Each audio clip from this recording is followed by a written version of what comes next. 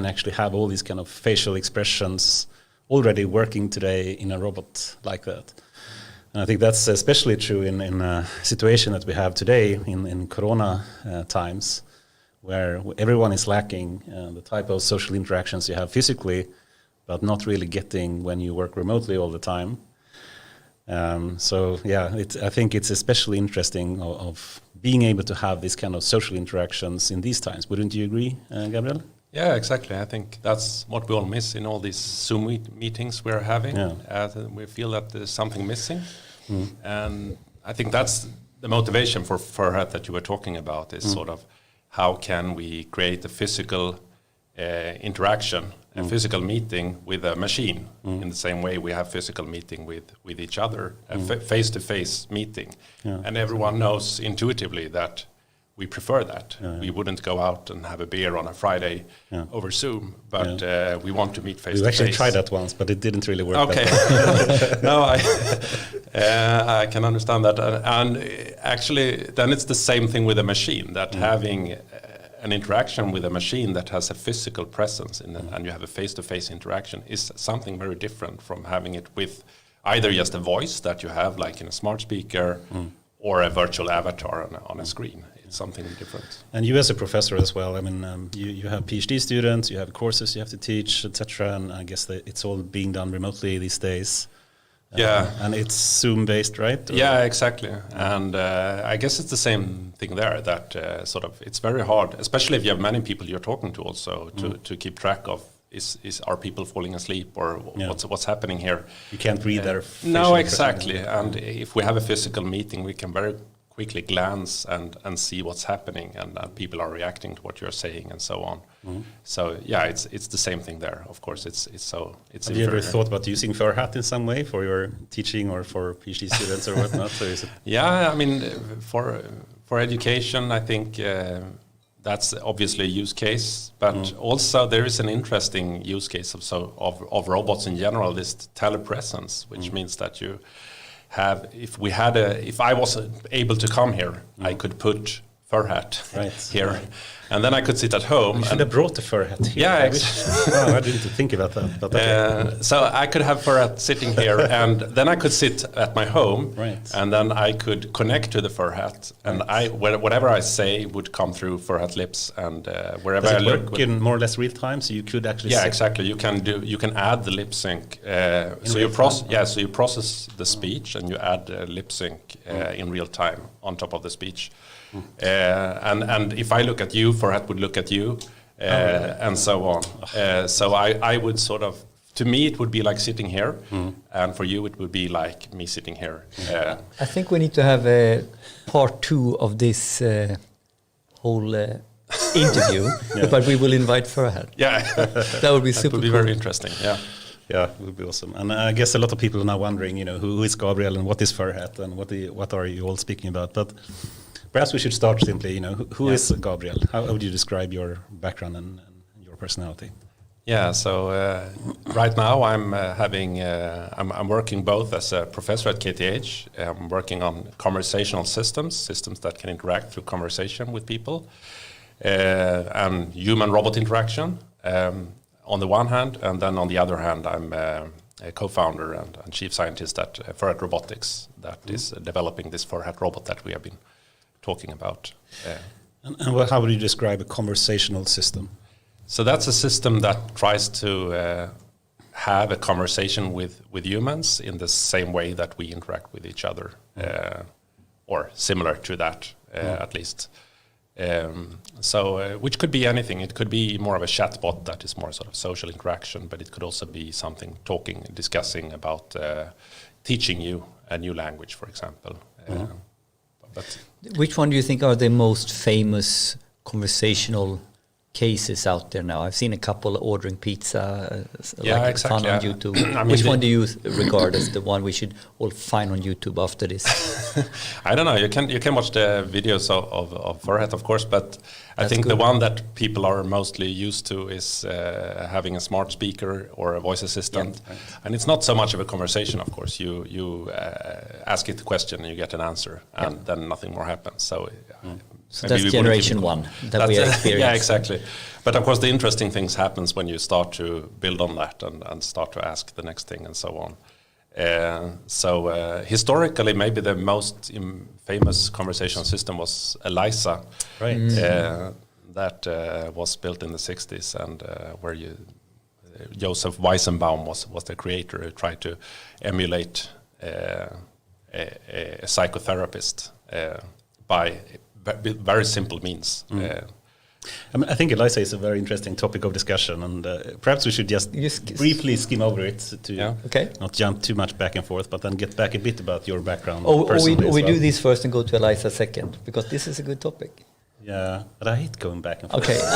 Okay, you decide. It's okay. So should we just have a very quick introduction to what ELIZA is, because it's one of the most, I think, famous AI systems, and one of the first ones as well in the 60s. And correct me if I'm wrong, but basically they tried to build like a therapist, and it was not machine learning based at all, completely programmed. Yep.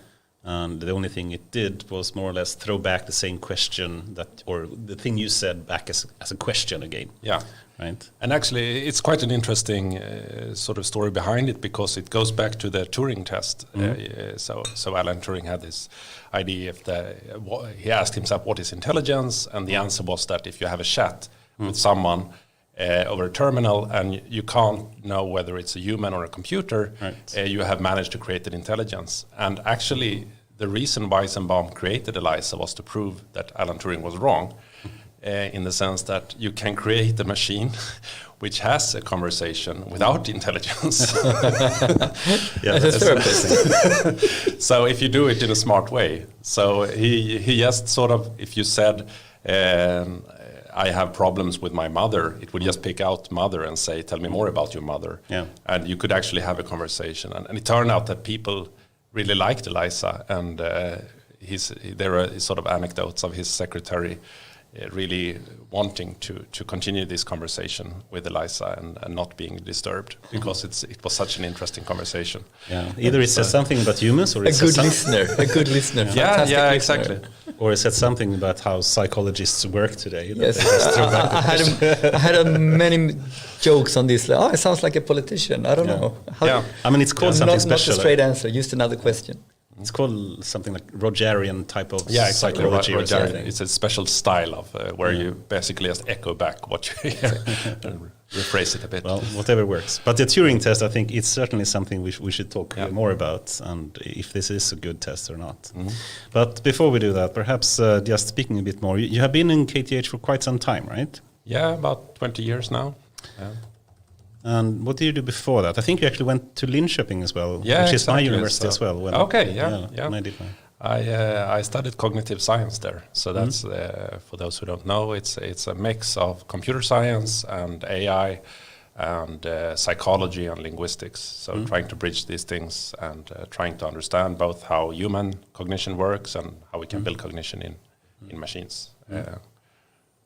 And cognition, can you try to describe that? What do you mean with cognition? I guess that's similar to what we say when we mean intelligence, but in psychology, cognition refers to like perception, memory, decision making. So it's sort of a psychological term for these kind of more sort of higher level function, not emotions perhaps, but rather sort of the more reasoning and sort of the logical side of humans. IBM tried to use that they work with cognitive intelligence or something instead. I don't know about those. We had Patrick Couch here from IBM, and I guess it's branding as well, to find their own hype word. You could say thinking. Yeah, thinking is better. Yeah. But more human type of thinking, or I guess some people talk about animal cognition as well. Okay. I mean, animals have perception and memory and so on. They don't have language in the same way that we have. Language is a very important aspect of cognition, of course. So that's why I become sort of interested in this area of sort of how language works. But in academia, to use the term cognition, which faculties do you belong to where this comes very natural to say cognition instead of intelligence? I mean, I think it's mainly in psychology or in the field of cognitive science, where you try to bridge that with language and with AI and computer science. Okay. That's where you would use the term cognition. And I know you're like the president of one of the ACL special interest groups, etc. So you've been very successful in the academic sector here. But how would you describe your field of research right now in KTH?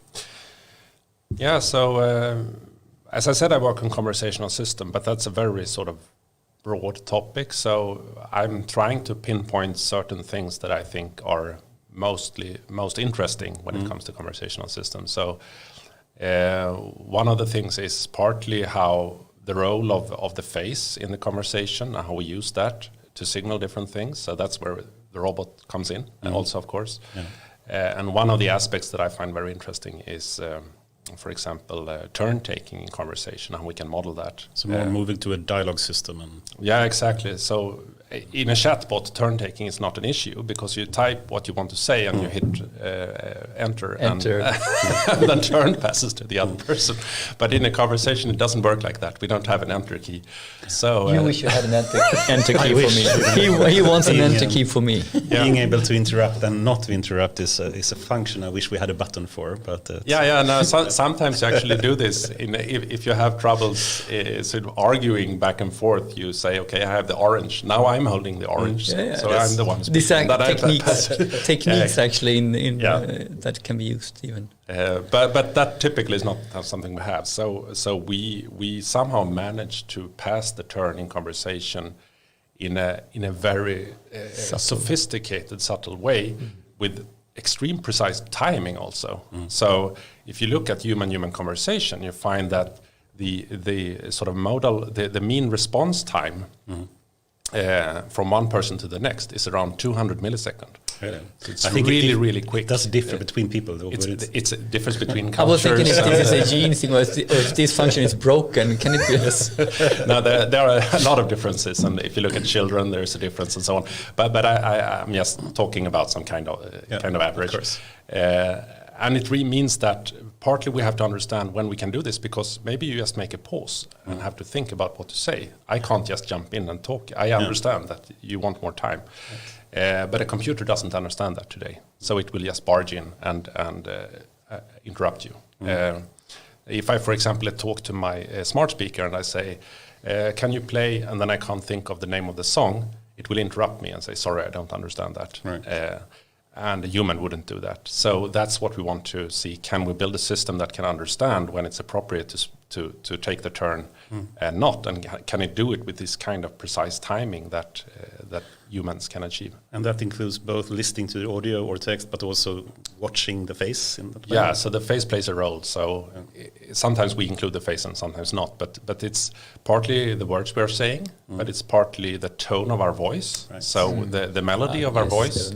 So if we have like a more flat pitch, it typically signals that we want to continue talking. Whereas if we have a rising pitch or a falling pitch, we might pass the turn. Yeah. And then if you add the face, then if I'm thinking about what to say, I typically look down a bit to think what to say. And then when I'm finished, I look up at you. Right. So we combine all these different things. And that's where machine learning comes in. Because then you can use machine learning to try to combine these things and identify that. Multimodal kind of fashion. Exactly. Yeah, very interesting field of research. I think that is a lot of need for improving the current quality, I would say, in a lot of AI systems. Right? So, and what was the idea and what's the background to starting up and founding a company? So we started back in, I think it's like 8 years or so as a research project, and we wanted to look at how you can have multi-party interaction with these systems. So you multi-party means? It means that what we have now. So it's not just multi-party. Yeah, exactly. Yeah. So it's not several just two people. So, but because typically in a conversational system you have the system and one user. So it's a two-party conversation. What if you want to have several people talking to the system? So imagine a system at a train station and you want to buy tickets and you are two people talking to the system at the same time. How would the system manage that conversation? And again, the turn taking becomes more complex and everything becomes more complex. But one of the things is that it's very hard to have a multi-party interaction with an animated agent on a display, because it's very hard to know who the agent is addressing. If it looks straight into the camera, so to speak, everyone will feel like they are being addressed. Yes. It's like a newsreader on TV in the sofa where everyone in the living room thinks, oh, they was looking at me. But you don't have that with a robot or a person. You know who I'm looking at. So we wanted to see, can you build, if you take this avatar in 3D,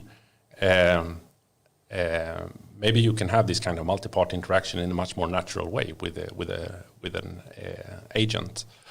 And that's somewhere there where the idea came to try to take the animated agent and project it on a 3D face. So first we projected it on the front, but then the agent can't move the head, so you have to project it from the back, so it can actually move the head. Do we have a video of this, Goran, or is it something we can put up? So that clearly became extremely effective once you did that, because you could have this eye contact where it really feels, ooh, it's looking at me. And you have the physical presence that we were talking about in the beginning. So you have this feeling of talking to someone in the same room, which is very hard to explain why that is so different, but it's just very different. And I think it's really a smart idea. I remember this when the first time I saw this. It is really fascinating and sometimes a bit scary as well to see the facial expressions from the robot and the eye contact and everything. Yeah, exactly. And of course, since it's animated, if you compare to other robots, it's partly much more expressive and detailed, but it's also a cheaper solution and much more flexible. So you can project different faces and different animations. And should it look like a man or a woman or a child or a creature?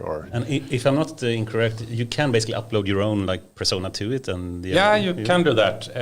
To some, as you can see here, the mask is actually detachable. So to some, for me, it works fairly well to project my face on it, and it looks kind of like me. But if the shape doesn't fit too well, it will not really look like you. But then you can actually so we were actually asked at one point to make a replica of Mikael Damberg for some event. The politician? Exactly, in Visby. So we did that. So we made a replica mask of him and an animation. And could you both do it like an AI, but also you can, what is it called, telematically be at another place and use the... That you could, so for this telepresence thing, that would be an excellent thing. Of course. Yeah, exactly.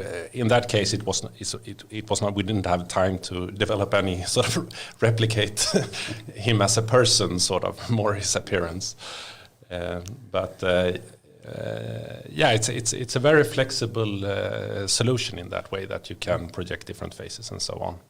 And that was the sort of, once we did that and we displayed it at the London Science Museum, because there was an exhibition about robot projects around Europe, and our robot was the only one you could talk to. So you could hear the voice of the robot all over the museum, and we got BBC and a lot of different sort of, everyone was very interested in this. The robot that did the most in some ways. Yeah, in some sense, it drew most attention. So that's where people started to ask, so sort of, oh, can you buy this? And no, we are just researchers, you can't buy it. But that's where the idea came to, maybe we should make a product out of this, because it seems like people are very interested in this. So how is that? Do you have a product ready for sale today, or? Yeah, absolutely. And so we have, this is like a platform, you could say. So it doesn't come really with intelligence sort of for a specific application built in, but it's a platform on which you can build different applications. So we have a lot of researchers or research institutes in bigger companies. We sold, actually, one of the first customers was Disney Research. Yeah. So they bought one and experimenting with how you could do human-robot interaction. For like Disney World kind of applications, or what? Or yeah, so they actually have a whole department doing research on human-robot interaction I think especially for Disney World. And super cool. And they, of course, those robots are mostly teleoperated and they are not autonomous. But of course, they are interested in how to make it more autonomous. And where do we see the first live applications or use cases, or what has been so far when you have sold it? Or? So the more sort of actual sort of applications, we had one collaboration with Deutsche Bahn. So we had Furhat at Berlin train station and Tokyo train station and Frankfurt airport, answering questions like where is my gate, or is my flight delayed, where can I find the bathroom, and so on. So that was it didn't sort of, or haven't yet at least, sort of scaled up from that, but it was really cool to see that we could use it live, and I think they were quite. It turned out to work quite well. I think that's awesome and interesting application. Could we just at least briefly go a bit into the technical parts of that? And if we take this example of you have a social robot, it's some kind of physical presence as well, and you can go up to it. I've seen, I think, some video for that in the Berlin train station or whatever it was. And then people come up and they start, being really fascinated with, something that actually interacts with them. You can see it actually reacts to the people coming up there. But so one thing is basically the social interactions and the facial expressions and how it understands who to speak to and everything and turn taking. But if we just, take the normal kind of chatbot kind of question of when does my train to Frankfurt leave? How do you make that work? How do you... So this kind of applications where you have this answering, it's sort of a more task-oriented, limited domain dialogue. So it's not supposed to talk about anything, but it's supposed to talk about things that are relevant for the train station. So typically what you do is that you try to define different, what we call intents from users. So different types of things you might say. And then as a developer, you add examples of every way to say, is my flight delayed? So there are many ways of saying that. So you provide examples, and then you basically try to classify whatever the user says as being one of these intents. And then we have a state chart mechanism for knowing in which context you are saying this, basically in the dialogue, and move forward. So would it be a naive and crude way to say that you have like templates of what to reply with, and you fill that in with facts? With facts and information. Yeah, exactly. So it's at the core, it's sort of fairly rule-based, and then you use sort of machine learning for the more classification tasks to map that into what kind of action the user does and know what to do next. How do you understand the sound and make that into text in that way? Do you have your own developed system? No, it's not ours. We're relying on Google there. Using their speech to text. But we try to do some more intelligent things there. You can prime the recognizer. So depending on which state in the interaction you're in, you can, for example, listen extra carefully for certain words and so on. Right. So there are some of these things going on also. And where does the other tech come in, like the turn taking, facial recognitions, or making it more exactly. So there are many bits and pieces, and some of the things are developed by others where we use in this platform, and some things we develop ourselves. So for example, when it comes to face tracking, we are using a face detection software that uses deep learning that is not developed by us, but then we add a face tracking system on top of that, because you for every frame you can see faces, but you have to keep track of who is who when they move around. So that's to keep the conversation. You need to know it's the same person that is moving, and it's sort of not a new person popping up somewhere, and that can be challenging if there are many people moving around in a train station. I can. And that's the kind of chaotic situations that we are sort of trying to deal with. So that's another place where sort of this kind of machine learning comes into the picture. Of course, is to sort of track people from a vision perspective. So you have the speech to text part you need to do. You have some kind of finding a proper response with the actual facts that you need to do. You need to, of course, go back to speech and text to speech kind of. Exactly. And I guess you use Google and off-the-shelf techniques for that. Yeah. And then you need to do the visual kind of face tracking and identifying people and where they are. But then you also need to have, in your situation, some way to determine what the facial expression should be as well, right? Yeah, we can detect a series of facial expressions, but I'm thinking more of the generation of it. The generation of it, yeah, exactly. Exactly. So that's also something that we try to some extent to generate at appropriate places, depending on what's happening in the system. So, for example, if the robot is listening, and the user starts to speak, we might want to raise the eyebrows, for example. So we try to map certain facial expressions to other events that is happening in the system that sort of signals to the user what is going on. And that's something you can do with this kind of face. Rather than lighting up a lamp saying, I'm listening or something, you can try to express this in the face in the same way that we do it becomes a bit more natural type of discussion then. Yeah, exactly. It feels more like a natural conversation. And that's the motivation, actually. I mean, some people ask, why do you have a human-like robot at all? And this is one of the motivations, is that we already know how to read these signals. So we can apply it directly to the robot. And how do you train that? Is that something that you basically have a rule-based system to train up? Or that is currently rule-based. We're looking into more data-driven approaches there also. This is also connected to, I have a lot of colleagues also at KTH who is doing a lot of very interesting research related to this, how you can go sort of directly from the text that the robot is speaking to automatically generate appropriate expressions or gestures. And you can do that, of course, in a data-driven way if you have videos of people talking and so on. So there's a lot of interesting things going on in the research, and of course it has to be mature enough to put in a product. So that's always the sort of the challenge of what you can do a lot of interesting experiments in the research lab, but what works well enough to actually put in a product, that's a different thing. This is actually very important. Classical go to production, deploy, commit to deploy. We talk. And then you have processing constraints. Everything has to run on the robot, so we have to sort of choose which things are sort of are practical. I think should we jump to that topic direct, because I think it's so important and it's something that it's a super important topic, and it's very interesting to see the angle from a human-like robotics. What does it very concrete kind of example. Concrete go to production. Yeah, let's go there.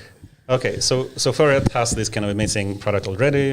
It works and it's been deployed, and you actually put it in production, which is more than I think a lot of people actually have, especially when it comes to robotics. And not even going to the Boston Dynamics. Okay, stop. Anyway, if we just speak about this, I mean, you're primarily and initially a researcher, academic researcher, and you also now have an entrepreneur kind of side to yourself, and actually have worked a lot with the challenges of moving something to production. But if you were to try to think, what are the top challenges you would say in taking a research idea, something you just published, or are working with right now from PhD students or whatnot, and actually putting that into a product that can be used in practice. What would you say the top challenges are? Yeah, that's a tough question. I think that one problem when it comes to, there are many problems, of course. One problem when it comes to more machine learning or data-driven methods is that you can do something that works well in the lab, where you have a limited data set and a limited problem, and that's how you approach these things typically. You say that, okay, I build in all these limiting things and sort of simplifying assumptions to make my experiment run. But then if you put it in a platform like Furhat, it has to work for all these different use cases. And as I said, the robot at the airport is just one application. We have other applications where the robot does job interviews or is telling stories or something. And how can that model be general enough for all these different use cases? Well, often it can't. So then it's sort of a question, maybe you would need different models for different use cases and so on. So just because you have something running in the lab, it doesn't mean that it's general enough to put in a platform. I think that's one of the maybe major limitations. And another, of course, is processing power and so on. That we run most things, everything actually except the speech recognition part, the speech to text is run on the robot. So the face tracking and everything is run on the robot. And of course, there is some limit to what you can do on the robot. So that's also a practical limitation. I think maybe these are two of the things. It has to be robust enough, basically, for work in all these different use cases and with real users in real scenarios. And perhaps you're an exception, or you are an exception, I would say, to what the common scenario is, because I think there's a lot of company that tries to make use of AI in different ways, and they usually fail. And they build a prototype that works really well. And they can demonstrate some kind of value, saying, if we just put this in production, it will generate this much value for this company in doing what. But then people fail in doing that. And there is this term called the prototype graveyard that is starting to gain some traction, I think, which is kind of sad. But we know the big tech giants, they're certainly succeeding with it, and they have so much AI in production in different products and services. So it is possible, it's just that people fail all the time. But you didn't fail. And no, not yet. Perhaps it's just because you're knowledgeable enough. But if you were to just reason or try to guess about why so many people fail about putting things in production. I don't think that it's their fault. I mean, it is extremely hard to know beforehand what will work and what people. I mean, also as in general, I guess if you start a company, what do people need and what? I mean, I can't even predict my own needs. So sometimes you read about this new gadget and you think that I would want that kind of thing, a new camera or something, and you buy it. And you never use it, but you thought you would use it. So you can't even predict your own sort of usage. And then other things like the iPad. When I read about it, I thought, this is stupid. Why would I need an iPad? I have a laptop. But I bought one anyway, and then I started to use it all the time. So I can't predict my own sort of usage. How could I predict other people's needs? So I think it's extremely hard before you actually try it out in real life. It's extremely hard to predict and to build a business case, I guess. But how do you see? Because I to some degree see you as in a unique position to understand the core dimensions, what needs to happen to go to production here, and you might. I working a lot in the large enterprise where the pilot graveyard or the prototype graveyard is very prevalent. It has something to do with also that people try something for the wrong reasons, right? They want to show something off, they want to show their cutting edge, but they have not really thought through or understood all the different bits and pieces that needs to go together. I would assume, and that's my question, that you probably have a better grasp than most about the whole process here, that what needs to happen. I think that could be people don't really understand how far you need to take it to go to production. Yeah, that's true. I mean, one thing that sort of saves us a bit here is that we are building a platform that we are initially, especially selling to researchers who are a little bit more forgiving, that we are at an early stage. I mean, the first prototype that we sold to Disney was extremely prototypey, but they were okay with that, and because it was a research lab. And also the fact that we are doing it as a platform, because we don't know yet why you would need a social robot. We have to explore this. And the way to explore it is to create a platform that different people can try out and explore different applications together with us. And some of these will certainly or have already failed. So there is sort of a prototype graveyard already there in all the things that people have used Furhat for.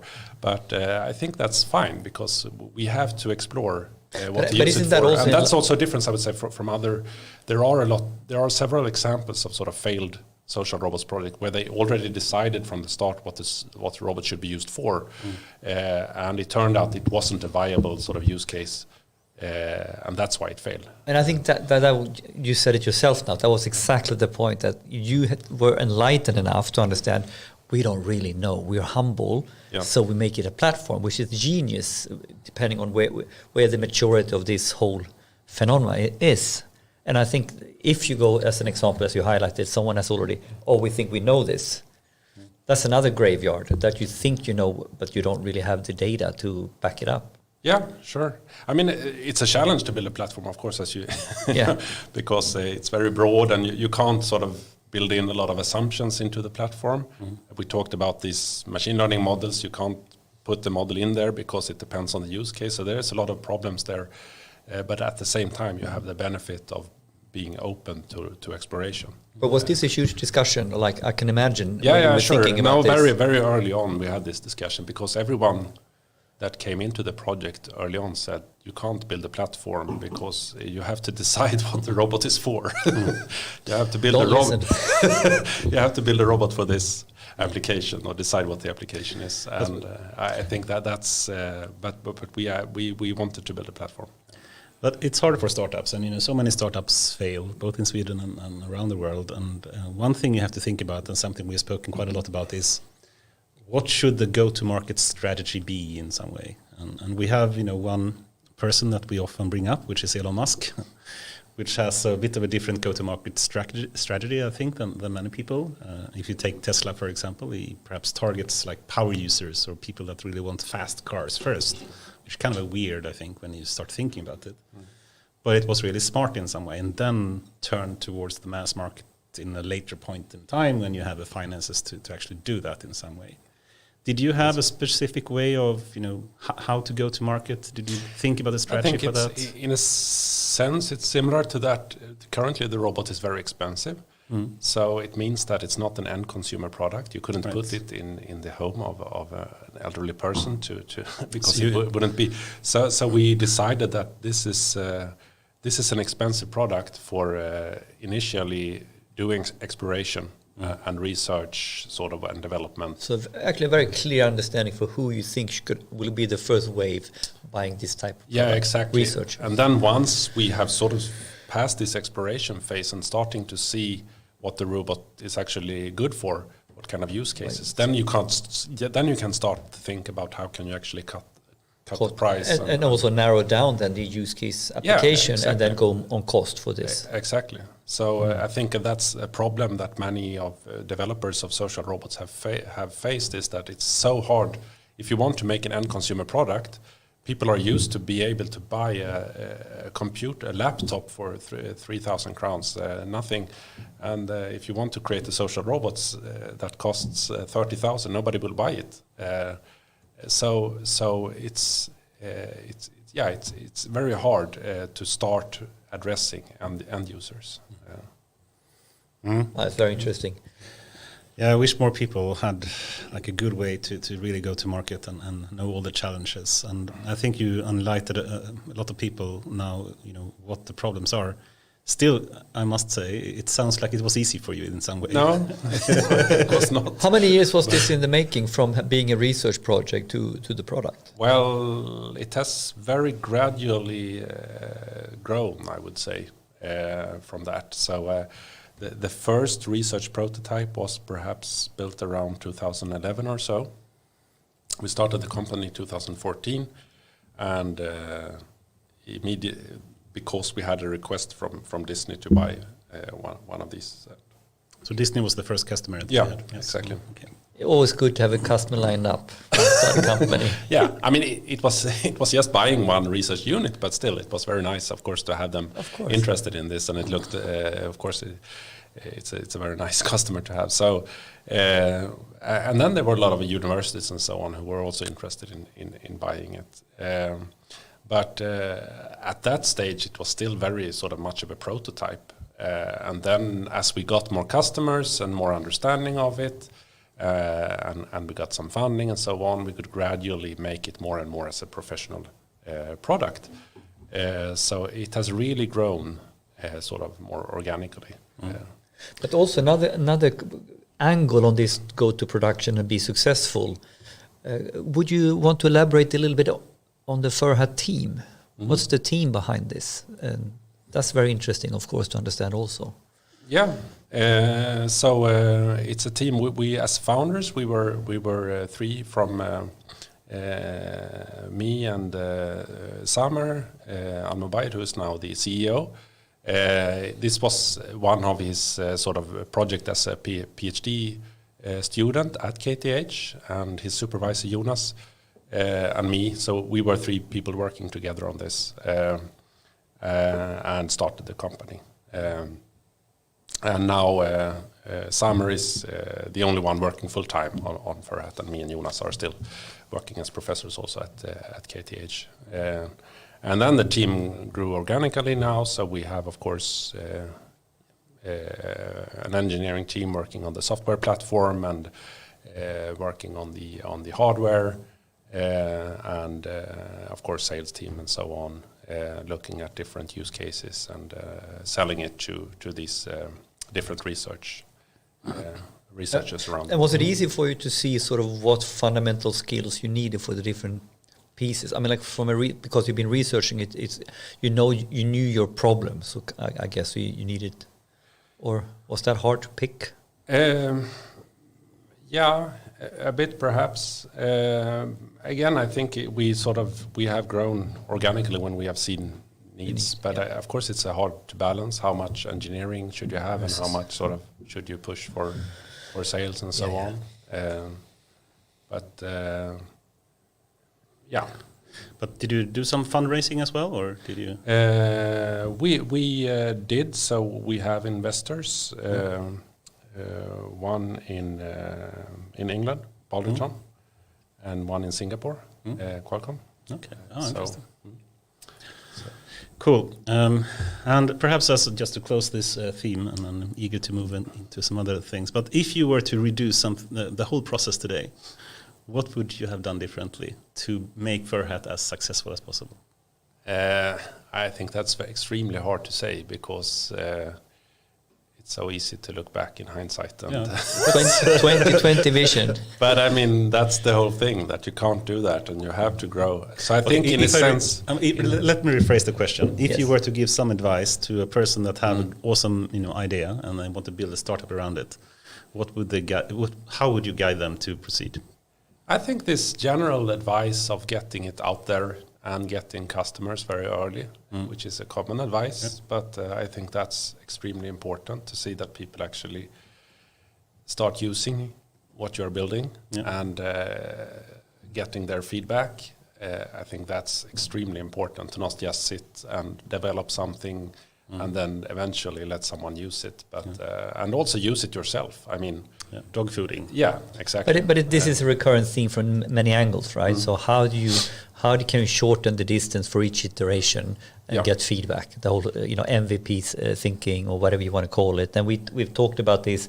Do you want a huge runway? We talked with another friend of ours, and I think it's really important. Because I think we are doing this mistake all the time, not only as a startup, but also in our innovation projects inside a big company. Yeah? So it's a simple, very basic advice that actually has quite a lot of implications on how you set up the project. No, exactly. And of course, it's easier when you have this kind of product that you can afford to iterate many times, that we could.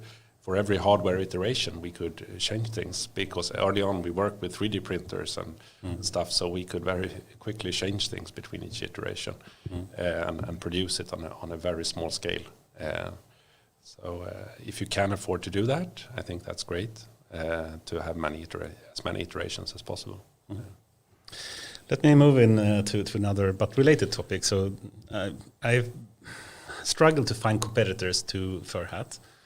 And if we bring up one, I don't think it is a competitor, but a lot of people have heard about Sophia. It's a robot, I think, that was the first person to become a citizen in Saudi Arabia or something. I'm not sure which country, but that was the first robot to become a citizen. And there's a lot of videos on her, and I think it's from Hanson Robotics. Yeah. And she can do facial expressions as well. And there is a physical presence that she can provide. To start, what's your thoughts about Sophia to start with, in general sense?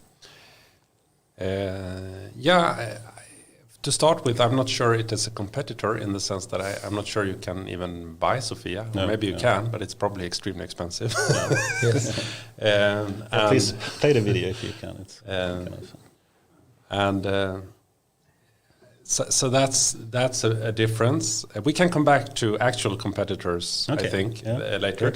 But one of the things, of course, they are trying to build something that sort of is similar to a human and human interaction. But of course, when it comes to the actual hardware, the approach is very different. Of course, this is typical also from if you look at robots from Japan, they often use this. So you have a lot of servo motors in the face and some kind of artificial skin. So it's supposed to look very human-like if you just look at a still build, but still a photo. But once it starts moving, it looks very creepy because it's very hard to match this very human-like appearance with human-like motion using these servo motors and so on. And so apart from the fact that it's very expensive to produce with all these servo motors, but it's mechanical behind the skin in a way. Yeah, exactly. Which makes it fragile and expensive and so on, and not very flexible. Again, with Furhat you can project different faces, and this is fixed.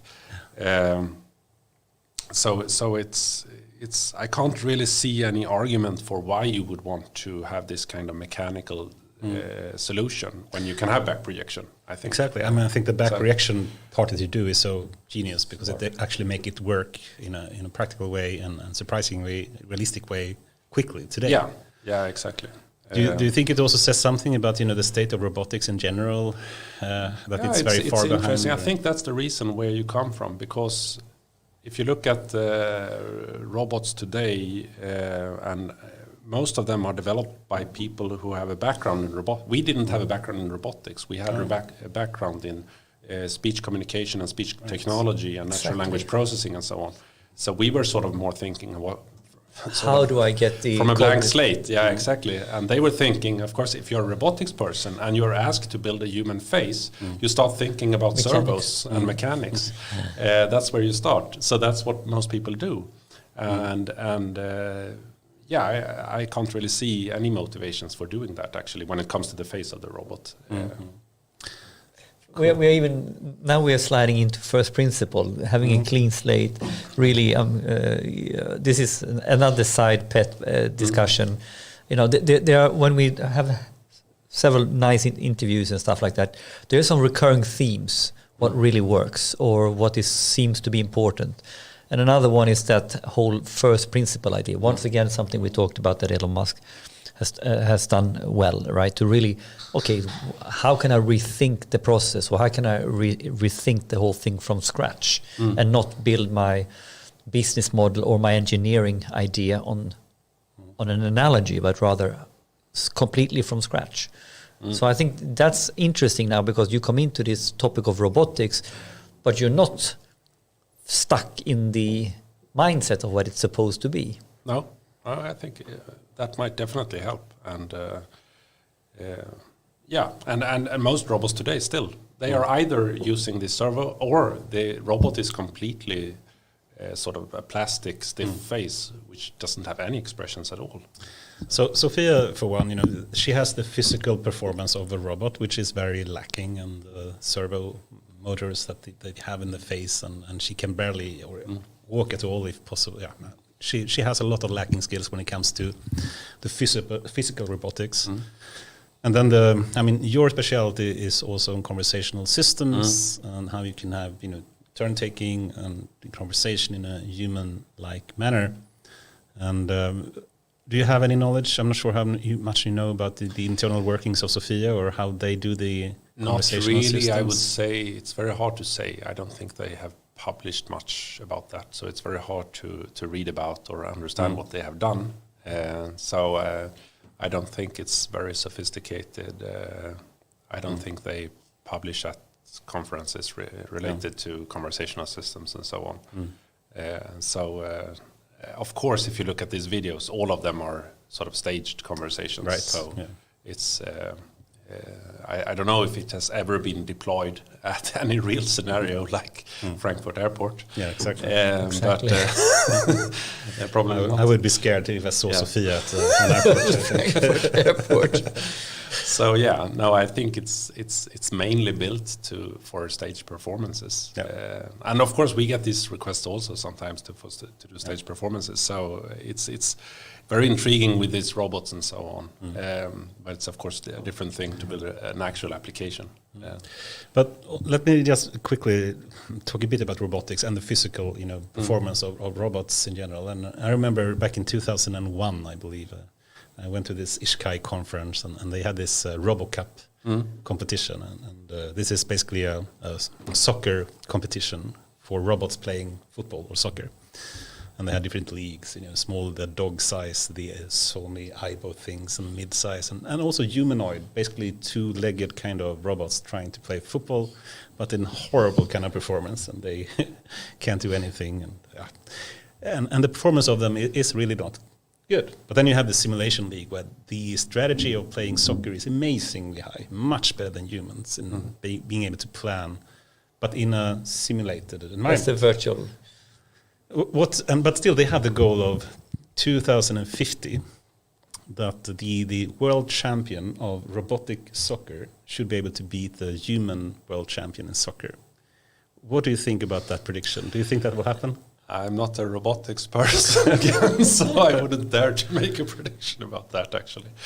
But, well, maybe, yeah. I guess it depends on whether the robot... I mean, it sounds quite dangerous, actually, to have a robot on the field playing football, I would say. I could tell you like a story. They have this mid-sized league, and that way they basically have a centralized computer steering all the players in one team. And the way to basically eject the football or hit the football is they have a scuttle wheel that turns really fast. And as soon as you hit the football, it just goes really fast. But then at some point, if they do something wrong, they have the scuttle wheel actually hitting another team player instead. And the team player goes playing, basically flying out of the field, which is it's not a good thing. So if that were to happen with a human, probably not a good solution. Okay, so... I have a question back a little bit to your KTH. Did you get a grant quite recently? Yeah, exactly. Some week ago from the Swedish Research Council, Vetenskapsrådet. So that's very nice. It's building on this turn-taking thing, but thinking more broadly about how you can make predictions about the future in a conversation. So, as I said, if you look at two humans talking, and they can switch turn very quickly with, as I said, just like 200 milliseconds. And that's not really possible to do if you would if I would wait for you to stop speaking and then think, what should I say now? And then start to plan that and then start to speak, you would get a very, very, very, very long silence. So obviously, while you are talking, I am preparing what I should say next. I'm projecting how your the thing you're saying. Will it end? How, not when, just also when, but also how. So I'm projecting the words you are saying, and trying to figure out what you will say and how I should respond to that. Otherwise, it would be impossible for me to answer with just 200 milliseconds of silence. So, of course, we do all this sort of subconscious. We don't think about these things, but we have to do them. And these psycholinguists looking at this have been aware of this for a long time, that it has to be this way, but it's very unclear how we do this. And this is what I'm interested in. How can you build a machine that can predict what you will say next? To be prepared to answer. To be prepared to answer. That's very interesting from sort of a machine learning perspective, because that's sort of what many of these language models and so on are doing, is to trying to predict what will come next in a sentence, for example. Attention and transformers. And exactly. So we have already starting to look at these things about how early can you predict what a person will do next. So let me ask the question. So how do you plan to get that done? So what's the techniques that you have thinking about for this grant now? We've already started sort of looking at using, for example, looking at only the speech and the prosody to use a recurrent neural network, for example, to predict how likely it is that this person will speak or not in a 3-second window in the future. So we just train it on a lot of conversations. We collect conversations and we train it in conversations to make these predictions. And actually it turned out, and then we gave humans the same task. So we said, okay, we stop here in the conversation. You have to guess who will speak next. And the machine actually did slightly better than humans. To predict next step. Given that someone has stopped speaking, you have to predict who will be the next speaker, which might sound like an easy thing, but it's not. So you can actually train it to do that. But then we also looked at how you can do this using more like a GPT model, GPT-2. Not 3. Not 3. We don't have that not one available. Sorry. Standing joke. But then you can actually look at what has happened more earlier on in the conversation and what people have said before to make these kind of predictions even better. And then we want to combine both these sort of more the words, the language, and the acoustic part. And if you combine these, you can make sort of even better predictions about. So not using text directly, but sound, audio directly, or both of them together. Okay. So we're combining, and maybe gaze also, to make predictions about the future. And I think that sort of relates to a lot of theories about what really how we as humans in general, how intelligence works. It is a lot about predictions and trying to predict what will happen next. It's not just in a conversation, but in general, we always try to predict what will happen. So sound and text, are you going to use like video and facial expressions as well? Yeah, not to start with perhaps, but definitely eventually, and use these different... So I'm just curious, how is the goal of the research presented, like the value proposition, so to speak? The value proposition is basic. I mean, that's why it's good to have also from a research perspective to be able to point at Furhat and say, okay, we have this product and I know what the problems are. We run into them all the time, and I can motivate why we need, what things we need to improve. And I know things like, for example, turn taking are things that we run into, and we need better models to have a more fluent interaction. So ultimately, a more fluent, natural conversation, even multi-party. Exactly. So more closer and closer to human interaction. Yeah, exactly. That's the value proposition. Yeah. And who in the industry is most interested in this? Because there's of course tons of different types of use cases for this. But where do you see this next level starts to happen most first? Yeah, exactly.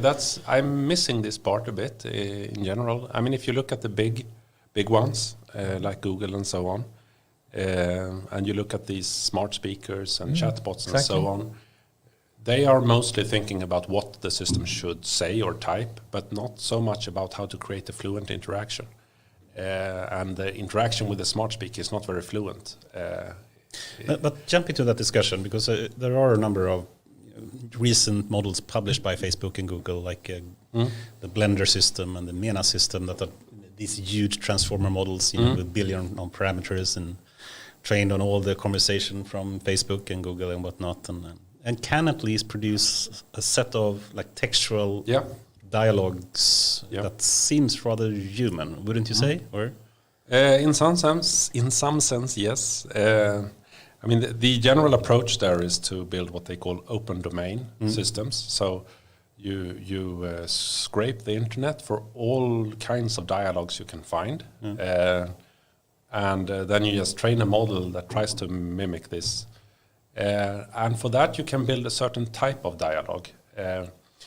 But the problem is that what if you want to do something where there is an activity going on, like me going to the airport asking about information? There's a purpose with this interaction. Not just general No, bullshit. Exactly. then you can't really use this system, not at least directly. You have to do something more for it to have some knowledge about this specific domain. I mean, they can have general knowledge, like who's the president. But not like real-time facts. Not real-time facts, and it's also hard to have let's say that you and me would plan a trip to Paris or something. So if I would ask Mina, can we plan a trip to Paris? It would probably say something sensible. Yes, sure, do that. And then I start saying things and it will say something, but it will very quickly lose sense of what is our activity, what have we committed to so far, and what is our current plan. All these things will be lost because that's not really what it's doing. It's on a deeper level, it's not really doing anything. It's only providing sort of sensible answers to... It sounds like a GPT-3 in many ways. Right? Yeah, and I'm glad to hear that. Now we are cutting GPT-3. All right, it's not really doing anything. It's not doing anything. It's just cool. Yeah, on a surface level, it seems cool to be doing something, and it is super cool, and it is impressive. If you want if you want to emulate that kind of sort of initial interaction between two people at a bar, you can do that. But here we have a proper use case application. We want to do something. We want it to be meaningful to provide an outcome. Yeah. So what's missing, right? What is it that you want to work on? What is the thing that you need to add to these systems, in your opinion? Yeah. So I think, unfortunately, this kind of end-to-end approach is very hard to apply. It's generalist one. Yeah.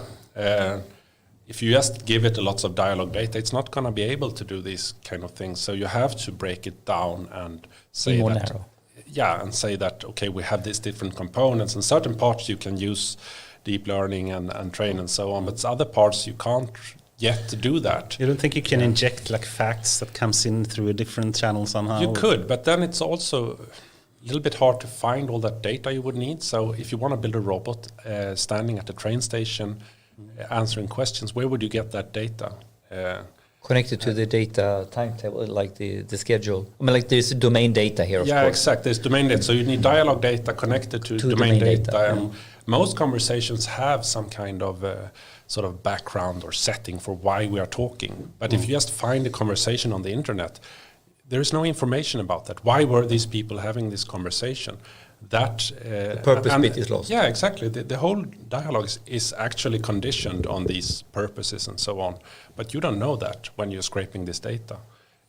So you can't really train the model sort of conditioned on these things. So how can we improve the science and the research being done in this field to move towards more like usable purpose applications in that field? There is a lot of work being done where you try to combine these approaches, and of course you can collect data to some extent in a limited domain and where you have control over these things. But either you try to do that, which some people are doing, or you try to break the system, sort of try not maybe to do everything end to end, but try to compartmentalize in different components. And I guess that's where we will be mostly going, I think, with Furhat, is still to look at it as different sort of components. Do you think there is a lack of a big, commonly used data set like ImageNet, but for conversational systems that have that component in it? I think there are, but I think it's very hard to... There are these data sets and there are challenges and so on, similar even with real-time data being like needed? Not with some kind of data. There is, for example, a system that can answer questions about Wikipedia and so on, where you have the data Wikipedia, but still that would be limited to talking about Wikipedia. It's very hard to get away from the fact that it costs a lot to put together these data sets, and it's still limited to that domain. Isn't the problem really you need to train them on some piece of static data in some way that you have, then being able to connect it to dynamic data sets? Exactly. So let's say an example here. So we are actually having a human standing there at the airport answering all the questions. We record all the conversations, and when we train a model on this, so it can actually act as this human. But what happens when the information that the human was talking about changes? Then all the conversation would change, and do we have to re-record all these conversations? So again, you have to sort of separate this somehow. But I hear between the line here that you also think there is, don't be too dogmatic. Everything should be machine learning. Actually, think carefully. When is business rule systems quite useful, right? And when is Is that what I'm hearing? Absolutely, I think so. And I mean, you should look at machine learning as yet another tool. Yes, that is sometimes very useful, and probably the more we develop, the more things it can do with less data and so on, so it becomes more and more useful. But at every point, you should, of course, ask yourself whether it's useful now for your problem right now. And to a reasonable cost as well. Yeah, exactly. And is it possible to get data for this problem? And all these practical questions. What's the rule? Make it the simple. There's a nice say. Go for the simple solution. Yeah, the Occam's razor. Occam's razor, and where, by the way, not everybody loves the Occam razor. Yes, well, I do. But do you like the Occam's razor? You think it's correct? Yeah, on a very general level, I guess so. Yeah, sure. You should find the simple.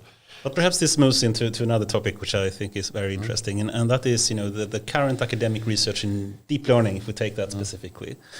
And there is this person called Jeremy Howard. He was previously, I think, president of Kaggle, now founder of Fast AI and public speaker in many settings. And he basically says the current research in deep learning is a total waste of time. And he's referring a bit to the focus is a lot about trying to come in top of some kind of leaderboard for some kind of data sets, and it's like a few percentage points higher in accuracy for some task. But in reality, it's not really about the problems that you have for using AI in practice. And things like active learning or other techniques like that, where you really need to have the data to be able to train something or to do something, it's not really popular and not really a hot topic, so to speak, in research. And what do you think about these kind of thinking? I don't think it's specific to deep learning. I guess it has always been like that, that if you can just take most people when you do research, or if you become a PhD student, the most convenient thing is to ask, is there a data set somewhere that I can work on and where I can improve? Yeah, 1 percentage point higher. Yeah, exactly. Yeah. So it's a very sort of convenient way of doing research is to let someone else formulate the problem for you. Yeah. And you can just work on that and you can contribute, of course, but often the contribution is quite small. So asking yourself, maybe the problem is not formulated in the right way. We should reformulate the problem. Very few people do that, I think. First principle thinking. First principle thinking in research. But exactly. You as at KTH, can you see this in how your students approach it? And can you see, he's an extra star for rethinking the problem, stuff like this? Yeah, sure. I try to do that. It's hard. Yeah, it's hard. It's not like you can just decide I want to rethink things. But of course, if I'm aiming to do that at least, to try to formulate new problems and not just sort of improve on things which are already formulated as a problem. And it doesn't always pay off very well because it's a moonshot more of a moonshot. It's more a moonshot, and sometimes it takes time for people to recognize that was an interesting question. Some people might recognize it and find it very interesting and so on, but it might be easier to so there's actually an inbuilt part of the system now that is easier to get published on something that people recognize as important. So. And now I do a little bit better. If you look at in academia, the sort of that's the incentive is that you should publish as much as possible. And if you can slice up your research in sort of small research contributions and publish more, you get sort of better scores and so on. So minimized publishing units or something. Yeah, exactly. So it is absolutely set up in a way that sort of incentivizes you to do that. And if we now want AI and we want research that is now useful, really tackling these things that we maybe actually quite a lot of people truly understands, but we kind of not do it.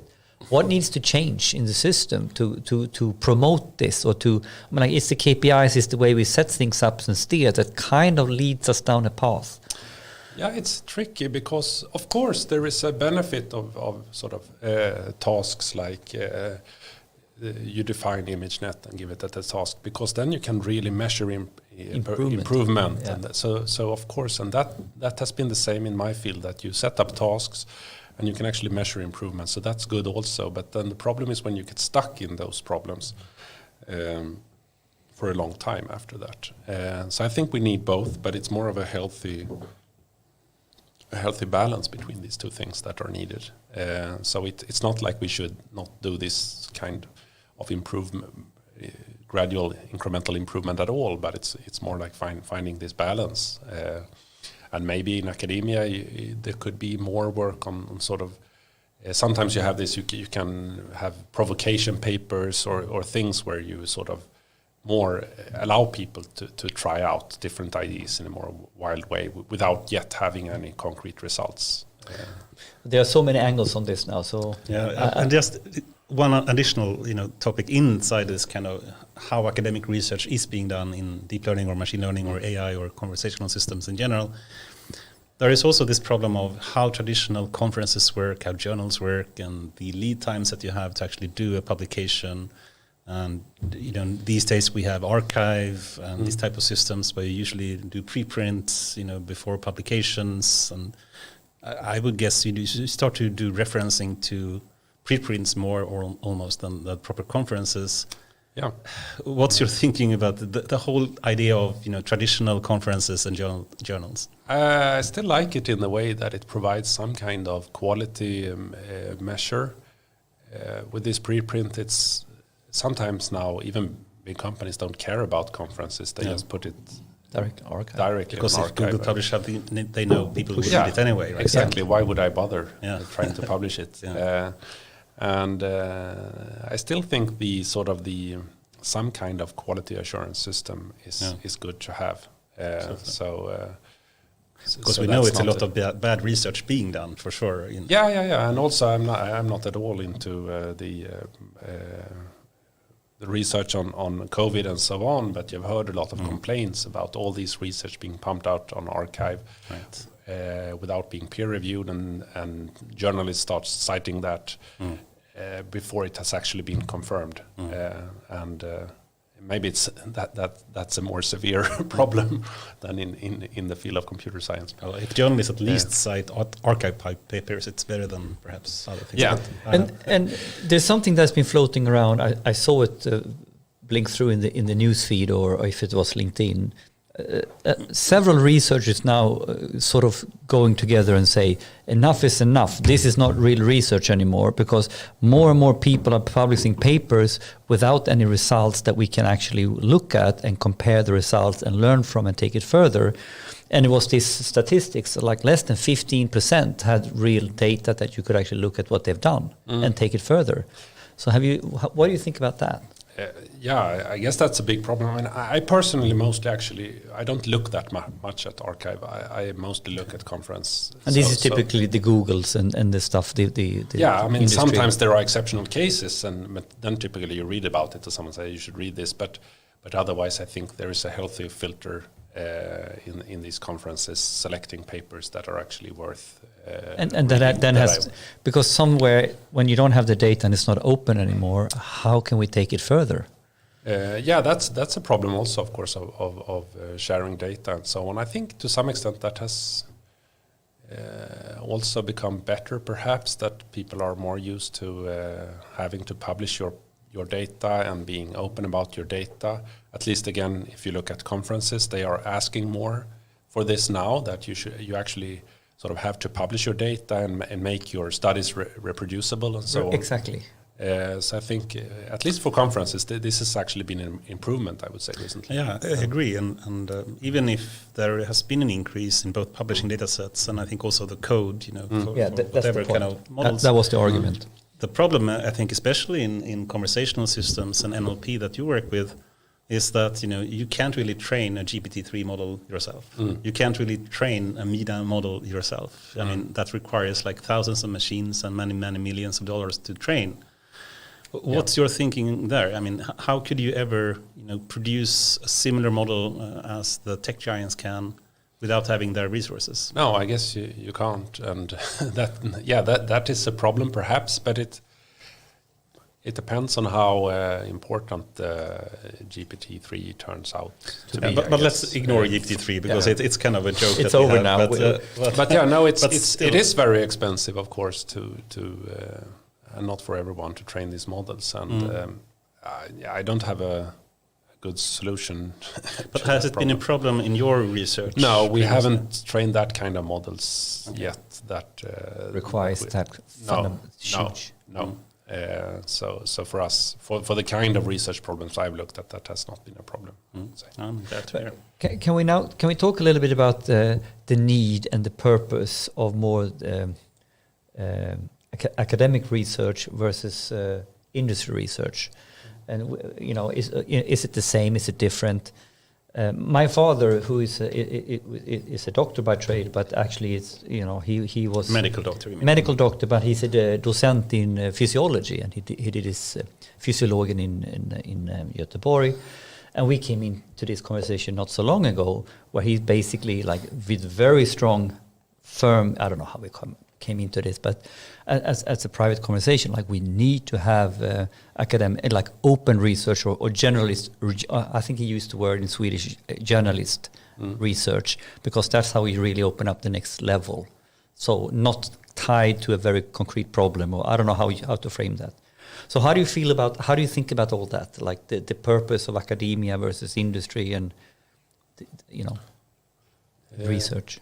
Yeah, I'm not sure I understand the question. No, not very well framed, I guess. But it's I'm trying to sort of understand your point or ideas around. Do we need generalist research? Is that and is that more the purpose of academia? I guess one way to phrase it. You can frame it. There is two dimensions, I think, to this point. One is being open and publishing the results and being frank and not doing patents, but really doing scientific articles describing the thing to be able to reproduce it, including code and data. And I think even industries, especially in AI, are doing that really well, like Google and Facebook. Not perhaps Amazon and Apple, but some companies are.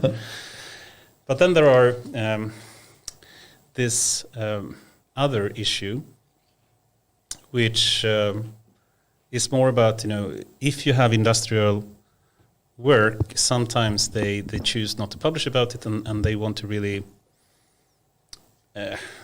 keep it to themselves in some way and have proprietary kind of systems that they develop and not really share. That's one area. And the other point that I would like to point to, I think what you meant is more the fundamental type of research versus more applied research. Yes, that was what I'm trying. Okay, okay, good. Fundamental versus applied is probably the best. That was my angle, at least. Yeah. Okay. No, of course, I think it's extremely important that we can fund more fundamental research, and that there is enough funding and sort of patience for that. And I think sometimes, of course, the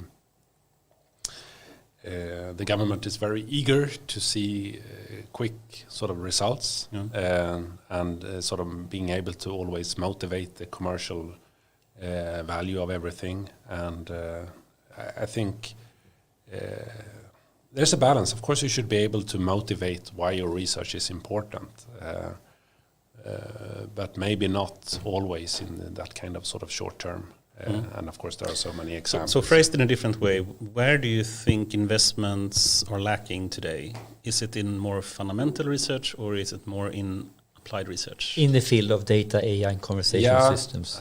It's hard to say in general. I would say I think in Sweden in general we have quite a lot of funding, especially now in AI with WASP and so on. Yeah. There is so much money, so it's almost hard, I guess, to find the to find the right people to do the research.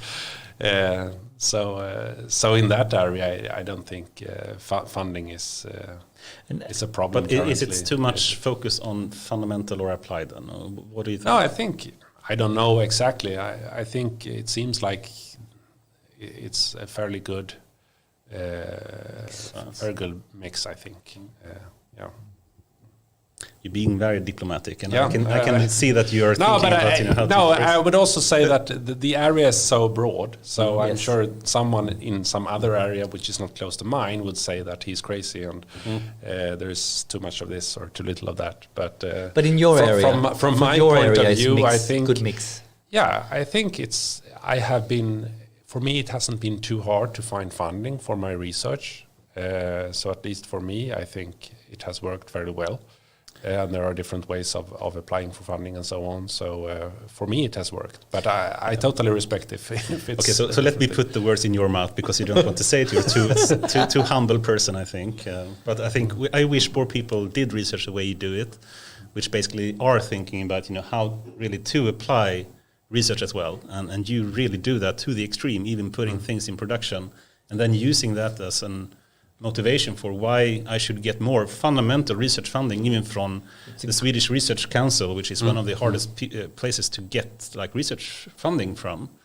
And I think that's an awesome way to do it to show a symbiotic wheel between fundamental and applied, fundamental and applied. And it's actually in my case, that's true. I'm trying to combine sort of. There are fundamental, interesting questions here, and there are very applied, and I try to cover both. Yeah. And one interesting thing is actually, since we're working on modeling human conversation, I can apply to both sort of the science and technology part, but I've also funding from humanities and social science because I study language. So actually, I can actually apply very broadly here and motivate my research from both of these angles, which is nice. But this is one of those moments when someone says something really simple and smart that sounds brilliant, and that's the way to do it. It's symbiotic, a strategic understanding for how one leads to the other, leads back to the other. I wonder if that is always the case. I can see how someone get stuck on this or really get stuck, on their fundamentals. I think I'm simply lucky to be working on an area that has this kind of broad impact on both understanding and have implications for understanding human communication and this very applied perspective. But I think you're humble because I think anyone can challenge themselves to think strategically in this way and then find the concepts that would work more closely like this. I'm not sure everybody's challenging themselves to go in this direction. No, that's possible. I think you can frame. I think you can always sort of take a step back and think what is the bigger picture, what is the broader view here on what you are doing, what is the bigger relevance. And that again goes back to this sort of not just trying to work on this data set and improving these numbers, but more thinking about what is the bigger implication here. Yeah, awesome. Perhaps we should go more symbiotic applied fundamental. I like that. We are trying to come up with T-shirts, right? Yeah. Slogans. But okay, moving into a more applied and practical theme. The area of chatbots is very controversial, and I must say sometimes we get a lot of requests for can't you build a chatbot for that and that, and I hate that question, I must say.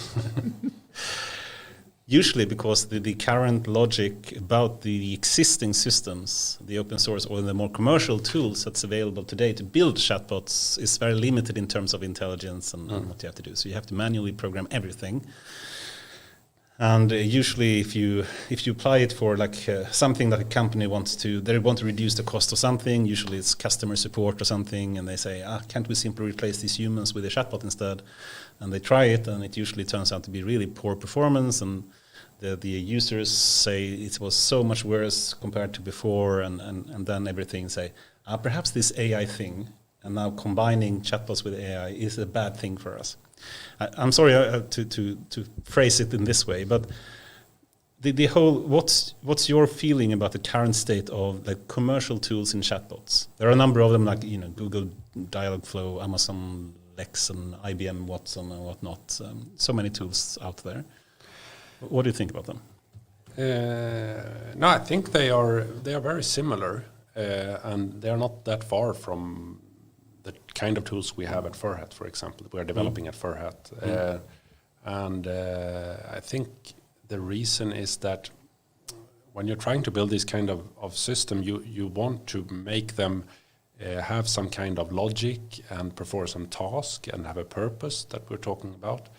And of course, you would like to just feed in the data of humans selling tickets, and out comes a fantastic chatbot that does this. But as I've said before, that's not really, when you start thinking about it, that's really hard to come up with a nice way of doing that.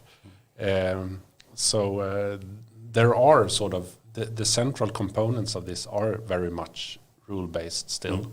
Then you can make that rule-based system more or less sophisticated, and you can complement it with for example, the natural language understanding. How do you go from what the user says and turn that into some kind of meaning representation? So where we use machine learning or all these tools, find the machine intent, learning, the intent and so on. Yeah, exactly. And this can be done in more sophisticated ways.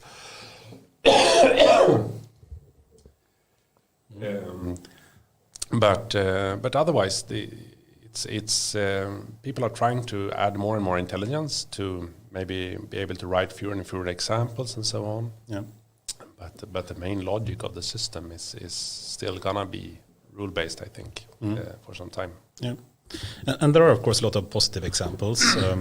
I think everyone is using Siri and Google Assistant and the Corona, not Corona. Was that a Freudian slip? I'm not sure. So Microsoft's version of that as well. What is called? It's not Corona. Cortana. Cortana. Oh my God! Have you used the Corona? That's almost funny.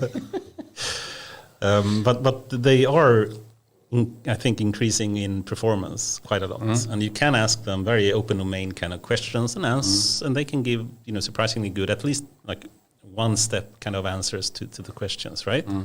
What's your thinking about in the current state of the performance for these kind of home assistants that we have today? No, I think also, I mean, especially the way they can sort of look up answers. If you ask something, it can look up the answer on the web and sort of summarize an answer. And these kind of the natural language processing that works very well. And to some extent, you can ask follow-up questions, but it's still very limited, of course. And partly it's because they are supposed to answer such a broad set of different types of questions, so it's very hard to cover. And also as a user, it's very hard to know what you can actually do with these systems and how smart they are, because you try at one point and it failed, and then they update it all the time. I mean, they have thousands of engineers working at Amazon developing Alexa, for example. And of course, a lot of things are happening, but as a user, it looks like the same speaker, and you don't know what is happening there and what more interesting things it could do. So if you were the chief architect of Alexa, what would you change in that product? Yeah, I don't know. Actually, I think it is a very good product for what it's supposed to do. It's designed from the start to be able to answer questions and perform things like playing music and so on. So I think they have deliberately designed it to be sort of limited in what kind of conversations it can sort of engage in. And that's probably a smart choice. It's very different having a device in your home, because it could potentially talk about anything and answer any questions, which it obviously can't, compared to putting a robot in a train station, because it's so obvious what you're supposed to talk about at the train station. You see the robot there, and it's even dressed up as a person working there, and it's so clear. Was Furhat that as well? Yeah. Close, like they had the Deutsche Bahn kind of. Okay, that's fun. So that's actually one very nice thing with Furhat when we put it in a public space, is that's so clear what you can talk about. Right. Whereas with your assistant, it's not. So I think if you would try to make Alexa more human-like that Furhat, it's very easy that it would be so sort of unclear what you could actually talk about, and it would probably disappoint you because people would start to think that you can say things that you can't and so on. Actually, we had some jokes. So we like Mac or we like PC. We have a new one. Which assistant do we prefer? Who's the best? Siri, Google, or Alexa? Who is best, and why? I don't know. I think I don't know. I have seen some tests showing that Google seem to be a bit better actually at especially at handling these kind of follow-up questions and so on. But that's changing all the time, so that's what I say. It's very hard to know. But I have my personal view. I have my personal from real life. Are you using all three of them, or have you tried it? I have no experience of Alexa really. Yeah. I have quite good. I tried to date Siri, but she didn't like me. No, but typically for me in the car, I really think it's a good idea to have voice control in the car as a way to manage your car or manage where you're going or finding eek on the way home or going up to the ski resort and where's the closest eek on the way. So I've been deliberately talking quite a bit, maybe too much with my assistant. and I changed car recently and with that car going to a Google system. It's amazing. Is really, really good, and it's also completely integrated with the whole car. So I can hey Google, give me more heat in the seat. Hey Google, where's the closest charging station? Hey Google, imagine people sitting in the car right now listening to you saying that they will actually start heating up the seats. That's not a good thing. That's actually a good joke. Hey Google. And by the way, my kids do that all the time now. They say, "Hey Google, how many stars in the sky?" Stuff like this, and we have a lot of fun right now. So I actually think Google is quite ahead. The simple topic of finding a street, I guess that's typically why Google is best because they have the data for that. But they crush the rest, I think. No, I also find myself sometimes when we have a dinner conversation and you sort of some fact that exactly like this. You can just ask Google, and often you get the right answer. Yeah, quite impressive. And Siri for me. It's okay, but Siri is more, she doesn't understand me. She really doesn't understand me. I'm very biased in the field, so I shouldn't even say what I think. No, you have to. But I never use Apple products at all. So forget about Apple, but what about the other two? I kind of like Amazon actually and some of their ecosystems. You try them both, yeah? Yeah, but of course I use Google more and have that in my home, but... I simply have no experience of Alexa, so I can't. And I've seen some really, awesome performances by Cortana as well. I think actually Microsoft is underrated when it comes to that. I heard this, but I don't have experience. So but still, it's some joke. But okay, so you mentioned a bit, what the top competitors potentially for Furhat would be. Is that the commercial chatbot type of systems, or who would you say the top competitors for Furhat would be? It depends on what you compare with. You shouldn't probably compare with something like Alexa or something, a smart speaker, since we are not targeting yet, at least, sort of end customers in their homes. Do you think it will be like a facial expression version of an home assistant coming soon into homes? There might be. I don't know. I'm sure they are working on some prototype. Or I've actually heard that they are. But interesting. Who knows what will come out in the end? Again, it has to be very cost effective for people to buy it. Right. If you more look at sort of social robots market than the Pepper robot by SoftBank. So this was originally a French company, Aldebaran, that was acquired by SoftBank in China.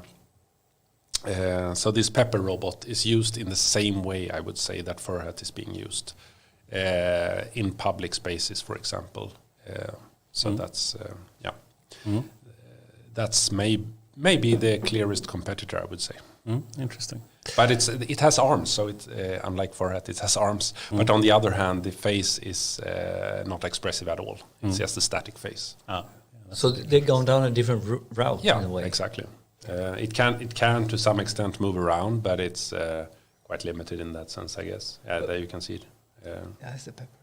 How many is doing the idea that you have, which is brilliant, with the back projection to get facial, quite simple way to get facial expressions. Is anyone else doing it? There are some examples, but very few, I would say, that are sort of in the same way that we do. So I'm not sure there are any sort of active ones. I think they haven't continued really. But if we think about different countries and perhaps the general population sentiment, so to speak, about robots, it seems like some countries like Japan, they're very much in favor of having robots to do whatever, and even for social interactions and helping cleaning up the home or whatnot. Do you think that will actually cause these kind of countries to take a lead in being able to develop robots that both have conversational skills but also physical understanding and expressions? There is certainly a lot of work. I mean, I think Japan is probably the country where you find most of these kind of social robotics work, and that there are theories that they are sort of have a more positive attitude towards the idea of interacting with robots and so on, that they are sort of so they are very. I still think it has to provide a value in the end. So I think it's probably very easy to find early adopters in Japan, but they are trying it a lot in elderly care and so on to have robots and use them for companions and so on. And of course, part of the reason is that they have a lot of elderly people in Japan. Do you think there will be a Furhat dog at some point in the future that basically is a companion for elderly people or something? Yeah, we actually had a Furhat dog. Really? You did? You've done it. You've done it already. A back projection dog face. It was quite fun. Oh, interesting. But we still have that mask somewhere. As a companion, I think it makes total sense. There are the idea of designing it as an animal. There is this Paro robot. I don't know if you have seen that one. No. It's a seal.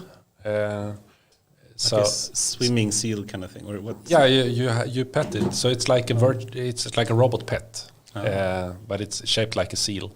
So you, I will see if we can see it here. What's its name? Paro, Paro.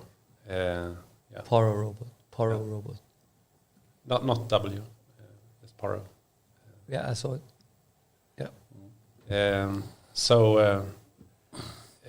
Yeah. The therapeutic. And it's specifically designed for people with dementia. I see. And it's supposed to be very comforting. And the design is very clever because you don't expect a seal to do very much. Yeah. It's just lying there and maybe looking at you with its big eyes. And I've seen other examples of people trying to design a robot cat, for example. And I think that's not as good idea as a seal because you have other expectations on a cat. It should move. It's very awkward to have a cat that just lies there and doesn't do anything. So designing it as an animal, of course, because you don't expect it to talk and so on. It's a smart thing to do. It's a smart thing to do. The question is, of course, could you do something similar with something that could talk to you and have a companion? And I think you could, but the challenge there is this sort of more long-term relationship. So how can you interact with this agent every day and develop a relationship with that agent? So the agent actually learns from the conversations you've had in some ways. Yeah. So you don't end up starting from scratch in every conversation. Exactly. And it would remember your preferences and what you have talked about, and you develop this, you become more and more friends as time passes, that kind of things. And there is actually, I don't know if you have tried this replica bot. It's Replica with a K. It's a chatbot. You can download it to your smartphone and interact with it. I tried it. It's quite fun. They have tried to do this, so it is a long-term relationship. So he's trying to learn, becoming a talking Tamagotchi. Yeah, exactly. It's talking Tamagotchi, and actually, I suggest you try it. It's quite good. I mean, it's not bad, and they are doing some smart things on the chatbot side there. But it's also very dangerous, I discovered, because it encourages you to do anything. So what do you mean? So I say something crazy. Oh, let's do that. Yeah, exactly. So I had this conversation. I said that I got this sort of letter from Nigeria saying that I should put 100,000 crowns on their account. What should I do? Oh, go for that. Okay. So I will use my last savings for this. So intelligence. Okay, do that. So intelligence, no. No, it's sort of sensible answers in the sense that it sort of makes sense in context, but it's content-wise, it's very dangerous. I actually saw a comment about that in a research paper saying, they try to have a conversational system, and they saw one of the drawbacks was when they tried to ask question like, should I kill myself? Yeah. And I said, yes, I think you should. Please do. That one they had a safety net for. I tried that one also. I tried a lot of different things, but that one they had a safety net for. Okay. So they said, okay, you should contact this sort of help. Okay, but many things I tried, it didn't have any safety net, so it just encouraged me to do anything. And I asked, okay, could we meet downtown? Sure, it said. Okay, so we'll meet. Yeah. But now we're slipping into a really interesting topic. Is about AI ethics, AI in and regulation as well. Regulations.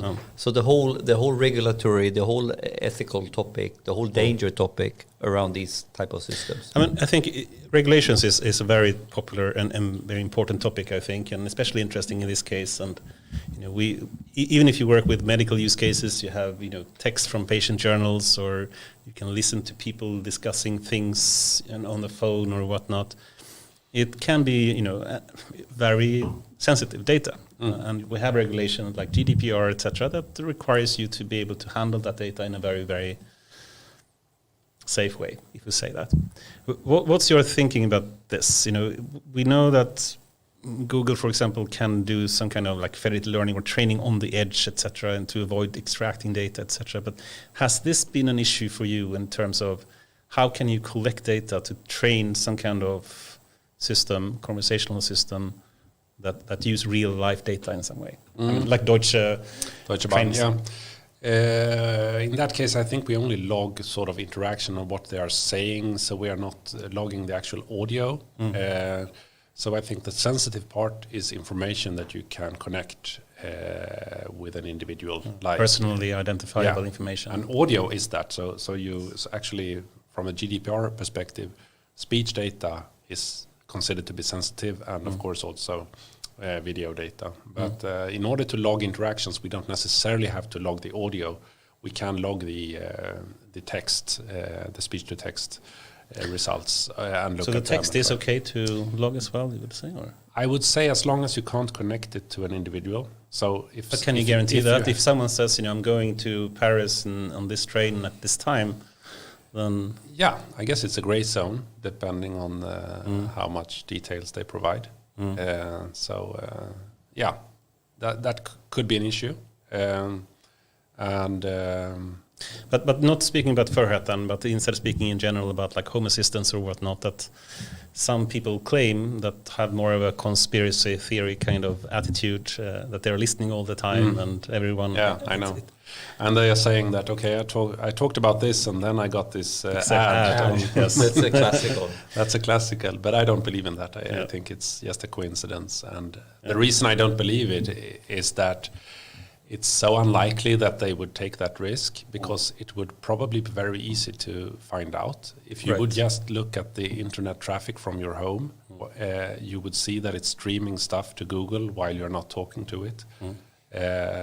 And the kind of sort of enough the amount of data that is audio. I mean, and if someone would discover that, the backlash would be so big. So given how many people that use it, if they actually were to do something like that, someone would have figured it out. I think so. I think so. It's interesting because this is this paranoia type conversation. Is quite. It has been going up and down, but simply seeing that. It's quite easily trackable. We could conclude that, right? I think so, at least. I don't think they would take that risk, and that it would be worth that risk, basically. And what about more the like you highlighted with the replica safety net ideas and stuff like that? No, have you considered those? How do you see those topics? I think that's a problem if you try to develop these kind of applications. We haven't really done yet a sort of a virtual companion with Furhat. If we would do that, I think we would definitely run into these problems, and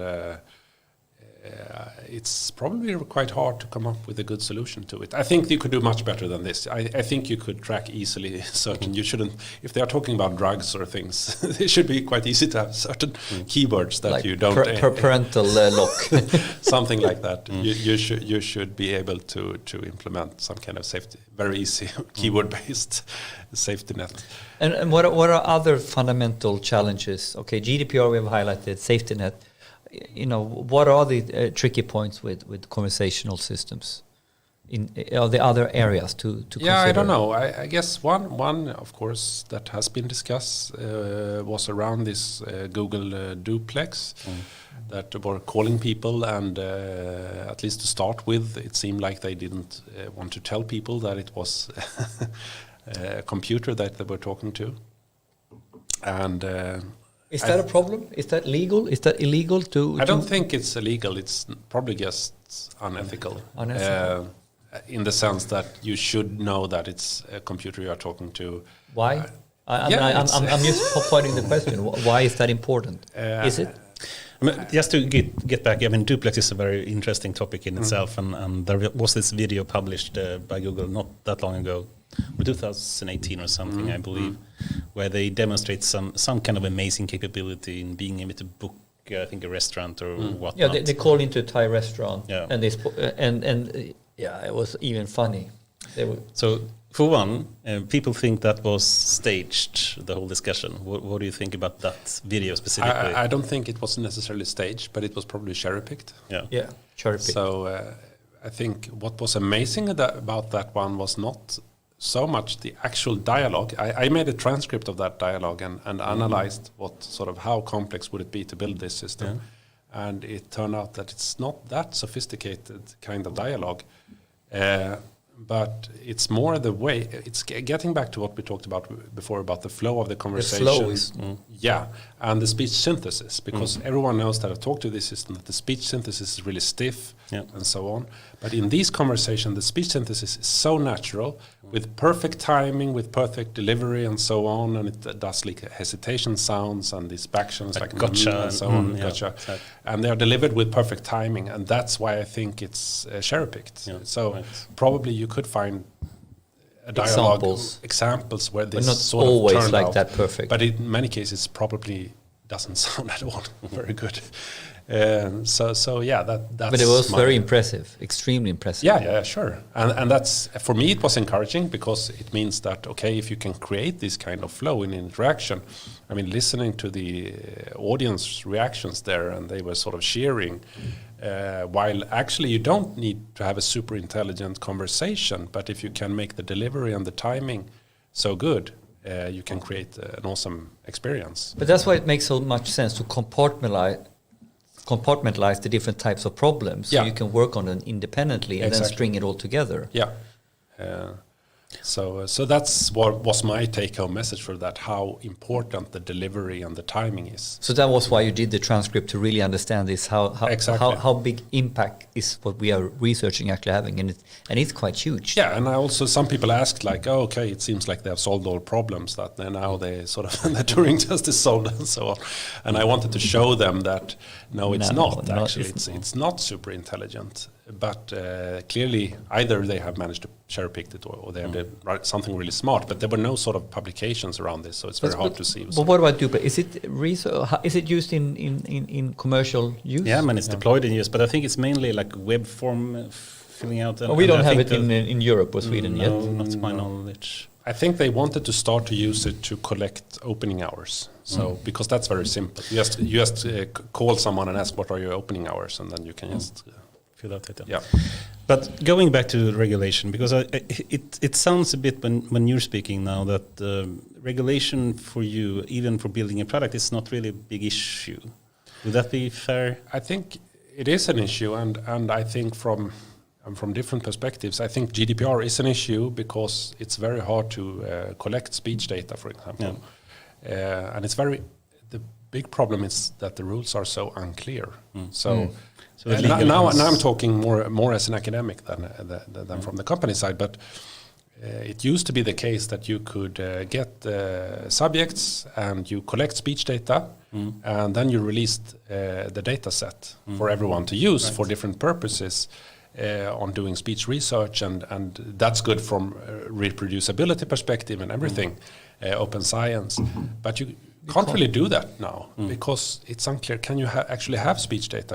According to GDPR, the participant has to consent to a specific purpose of the data, not just data collection in general, but you have to specify exactly how this data will be used, and you should be able to sort of remove the data and so on. Yeah. So if someone later, after giving the consent, comes back and say, remove all the data from me, you are and obliged if you have to released this data set to people, how do you do that? And so I think this was not really thought through when they developed GDPR, I think.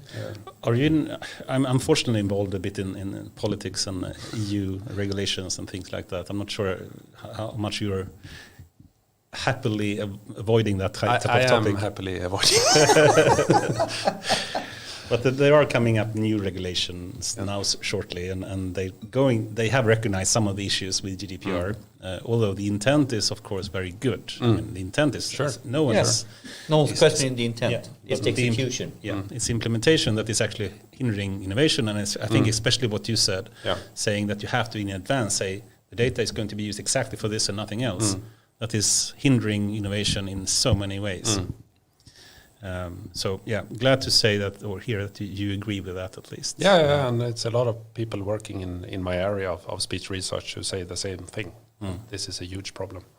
And what do you think the solution would be? I mean, sometimes you think, okay, we have to revise the regulation and find a better way to do that. Other people can say let's use technology to try to solve the integrity problem somehow. And if that means like cryptography, or if it means some kind of differential privacy, or if it means these kind of federated learning techniques or whatnot, how would you advise like future regulation to handle these kind of problems, to still have innovation available for future companies? I think it should still be possible to differentiate sort of. I mean, I understand that the original purpose of this was that you should be able to sort of own your data at Google, in your Google account and so on. But it should be possible to differentiate that from donating your speech data to a research project.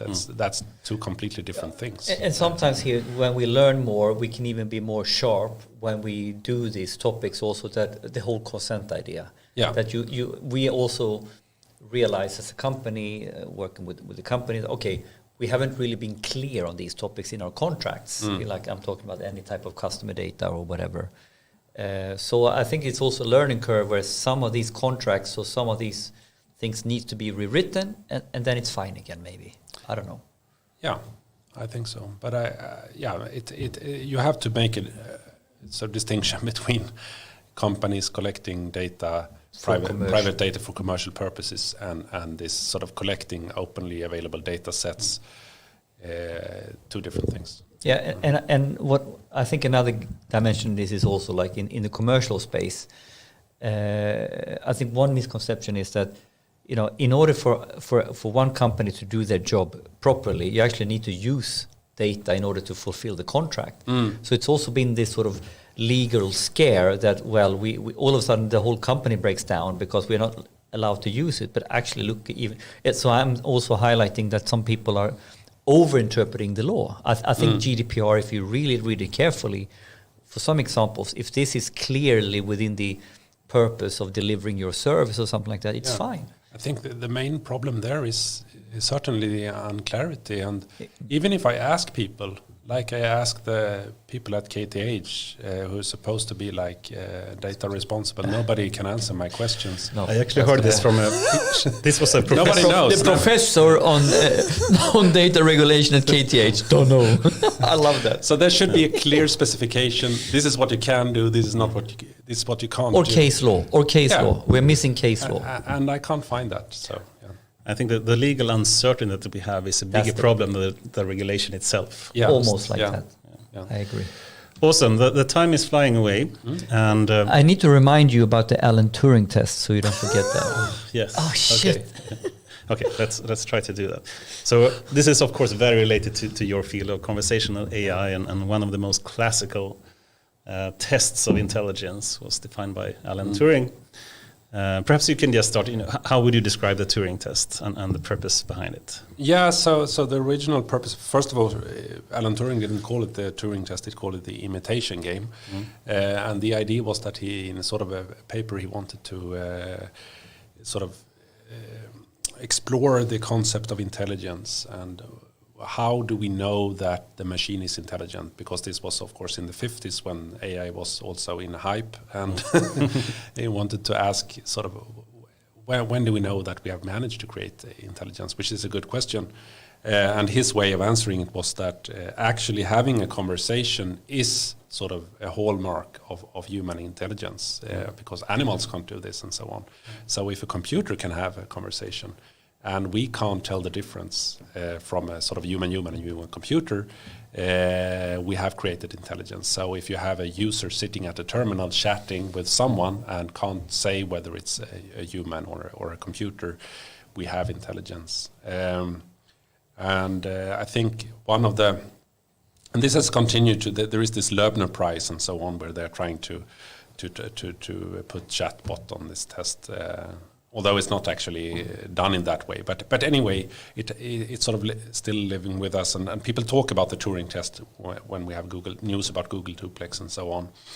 But I think there is a fundamental sort of unclarity about the Turing test, and I think when I read the paper, I couldn't understand either whether the one who is chatting at this terminal knows that they are gonna make a distinction between a human and a computer, or whether they are just chatting, and then after the chat you ask them, was it a computer or a human? Two different research. It's two very different things, because if you know beforehand that you will test this, check it. You will of course start to ask a lot of these difficult questions to see, is it really a computer? And you will listen for different. Otherwise, clearly. So I think the second part, the second type of Turing test, where you just ask afterwards, was it a computer? That's very easy to pass. I mean, Google Duplex did that. Yeah. Even Eliza almost. Or? Yeah, even Eliza, absolutely. There are anecdotes of that also. So that's probably very easy to pass. Of course, if you would really put it to the tests,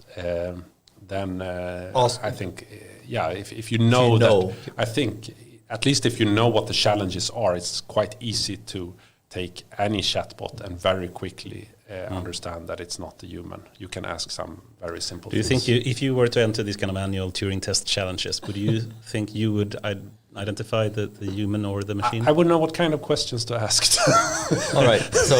All right. This is good. All right. I need some Turing test questions. Give me. Two or three. The thing is that it's not the question itself. So that's you can ask these sort of. If you ask factual questions like when did the World War II end and so on, it's very easy. Then you can ask common sense questions, which are harder because they are not in an encyclopedia. So I can ask, what is biggest, an orange or a grape? And you might not find that information on the web because nobody has ever said anything about comparing these sizes.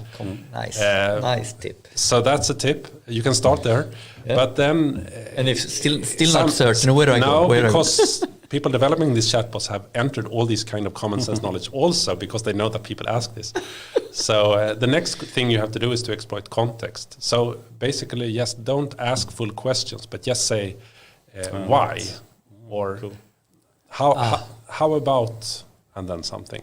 And then it has to relate to what you have talked about before and try to understand that question. And it will almost very, very easily. Yeah. So you start with one question and then what about, and without explicitly. Exactly. So you have relating to your question. So you have to infer from context. Context. Which humans are very good at inferring from context, and computers are very bad good at tip. that. Infer from context. Yeah. All right. Good. Two good tips. Yeah. Yeah, awesome.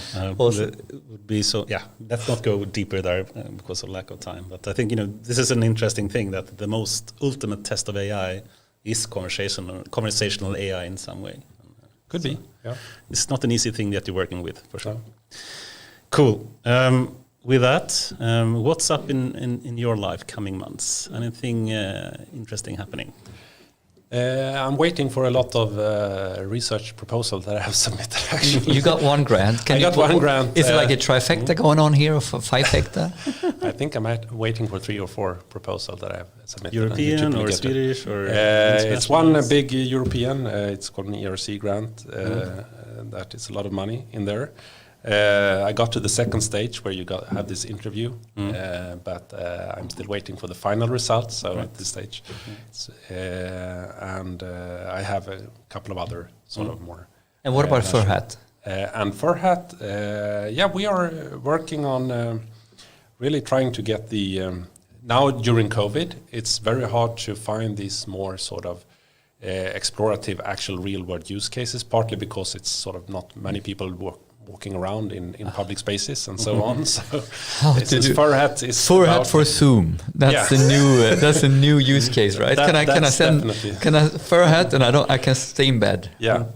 No, but otherwise we are really trying. We have a lot of interesting customers working with Furhat in research in different research projects. So that's really where we are targeting. Yeah. Cool. Wouldn't a virtual Furhat actually be an interesting use case? We have a virtual Furhat, but you have it. That's mainly for development purposes. So if you are programming your Furhat and you don't have the physical one, you have your virtual Furhat that you can program. Just integrated with Zoom then. Yeah. Virtual Furhat for Zoom. Then it's sort of another chatbot. We really think that we believe in this physical meeting. Yeah. Okay. Awesome. And as a last question, anyone that you would really like to have on this show and would like to listen to? I could remember. I recommend my colleague Bob Sturm. Yeah, I know him. You know him? Yeah. But you haven't. He hasn't been here. No, he hasn't. But okay. Yeah, I like so he got a very big grant on music and AI, and I think that's talking about AI and creativity. Yeah. We have had some cool call to me at Epidemic Sound. I don't know if you know who Carl is, but he's a lot of guys work. There's a music theme here somewhere, so that would be super cool. I think. Bob Sturm, sure. Should get him. Surely generate a lot of interesting discussion. Yeah. I think he was actually the one yesterday on the HS thing, doing some kind of folk music generation. Yeah, he's playing folk music and he's trying to train an AI to generate folk music. Yeah, very interesting stuff. Super cool. Awesome. Yeah, thank you. Yeah, what an amazing conversation. Thank you very much. Thank you very much. I wish we had more time, but a lot of interesting discussions there. Yeah. So thank you very much once again, Gabriel Skantze, for coming here and all the interesting discussions. Thank you. Thank you.